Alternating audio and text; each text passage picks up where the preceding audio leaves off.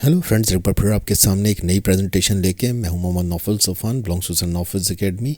अगर आपको मेरा वीडियो पसंद आ रहा है तो प्लीज़ लाइक, सब्सक्राइब और शेयर ज़रूर कर दीजिएगा। जैसा कि आप स्क्रीन के ऊपर देख सकते हैं कि हमारा आज का जो प्रेजेंटेशन है वो कन्वेक्शन, कंडक्शन और रेडिएशन के दरमियान रिलेशंस और इनसे जुड़ी मालूमात से। कंडक्शन क्या होती है, कन्वेक्शन क्या होती है और रेडिएशन क्या होती है, तीनों को चार्ट बना के हम देखेंगे। हीट होती है वो हमेशा जो ज़्यादा टेम्परेचर वाली बॉडी होती है उससे लो टेम्परेचर वाली बॉडी की तरफ ट्रांसफ़र होती है, और ये 3 तरीक़ों के ज़रिए से मुमकिन होती है। और वो 3 तरीक़े क्या हैं? जैसा कि आप जानते हैं, कन्वेक्शन, कंडक्शन और रेडिएशन। पहले हम कंडक्शन को ले लेते हैं। तो कंडक्शन बहुत आसानी से समझ में आ जाएगा अगर आप देखें कि जब हीट किसी सॉलिड बॉडी को, किसी ठोस जिस्म को गर्म करती है तो वो कंडक्शन होता है। बस दैट्स ऑल। ठीक है जी। इसकी मिसाल आप समझिए। कंडक्शन की मिसाल ये है कि अगर आप लोहे की सलाख को एक सिरे पे आग में रख दें तो उसका दूसरा सिरा गर्म हो जाएगा। तो ये सॉलिड स्टेट के अंदर आपने देखा कि हीट ट्रांसफ़र हो गई। तो अगर लोहे की रॉड गर्म हुई है तो एक कंडक्शन के अमल के ज़रिए से लोहा गर्म हुआ है। या अगर आप जानते हैं कि किसी पतीले के अंदर, किसी बर्तन के अंदर पानी खौल रहा हो और उसके अंदर आप एक चम्मच को रख दें तो वो चम्मच भी उस पानी के खौलने की वजह से उसमें डूबा रहेगा तो वो गर्म हो जाएगा। तो अगर आप उसको निकालेंगे तो आपका हाथ जल जाएगा। तो ये जो चम्मच गर्म हुआ है ये बेसिकली कंडक्शन के अमल के ज़रिए से जो है, इसको आप कह सकते हैं कि ये चम्मच कंडक्शन के अमल की वजह से गर्म हुआ है। तो ये इसकी मिसाल है। कन्विक्शन को भी समझ लेते हैं। वो कहता है कि जब लिक्विड या गैस के अंदर एटॉमिक मूवमेंट की वजह से एनर्जी ट्रांसफ़र होती है तो ये हीट प्रोड्यूस करती है।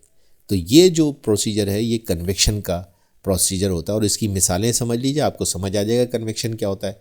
मिसाल के तौर पे पानी को गर्म करने पर उसमें बुलबुला पैदा होना। और इसी तरीके से दूसरी इसकी मिसाल है कि आप एयर कंडीशनिंग, जब हीट वाली एयर कंडीशनिंग करते हैं तो हवा के ज़रिए से आपका कमरा गर्म हो जाता है। तो जब आपका एयर कंडीशनर जो है वो हीट को प्रोड्यूस कर रहा होता है, बहुत सारे एयर कंडीशनर हैं जो कि हीट को भी प्रोड्यूस करते हैं, हीटर के तौर पे काम करते हैं।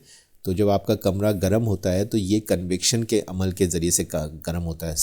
या किसी चीज़ को पानी के ज़रिए से या लिक्विड के ज़रिए से गर्म किया जाएगा तो भी वो कन्वेक्शन का अमल होगा। ठीक है जी। तीसरा अमल रेडिएशन का है। तो यानी कि जब इलेक्ट्रोमैग्नेटिक वेव्स के ज़रिए से हीट स्पेस से ट्रांसफ़र होती है टू अर्थ, जो है ये रेडिएशन के अमल से होता है। और इसकी सबसे बेहतरीन मिसाल सूरज की गर्मी को ज़मीन तक पहुंचना है। ठीक है जी। सूरज की गर्मी जो ज़मीन तक पहुंचती है वो ना तो हवा के ज़रिए से पहुंचती है, ना वो किसी लिक्विड से ट्रांसफ़र होती है, और ना ही किसी सॉलिड स्टेट से ट्रांसफ़र होती है। तो अब फिर क्या चीज़ रह जाती है? तो ये वैक्यूम है, यानी कि खला है। और उस वैक्यूम के अंदर जो है वो इलेक्ट्रोमैग्नेटिक वेव्स के ज़रिए से जो हीट है वो सूरज से ज़मीन तक पहुंचती है। ये रेडिएशन का अमल कहलाता है। और सूरज की रोशनी से ज़मीन का गर्म हो जाना, ये इसकी मिसाल है। ये तीनों तरीक़े ज़िंदगी के मुख्तलिफ़ डिपार्टमेंट्स में अहमियत रखते हैं। ठीक है जी। तो ये तीनों आपने मिसालें देखी और आपने इसके अंदर देखा कि कंडक्शन, कन्वेक्शन और रेडिएशन किस तरीके से हीट ट्रांसफ़र के अंदर हेल्प करते हैं। ये तीनों हीट ट्रांसफ़र के मेथड्स हैं। और ये आज की मेरी प्रेजेंटेशन थी। आई होप कि ये आपके लिए बेनिफिशियल रहेगी। Thank you very much.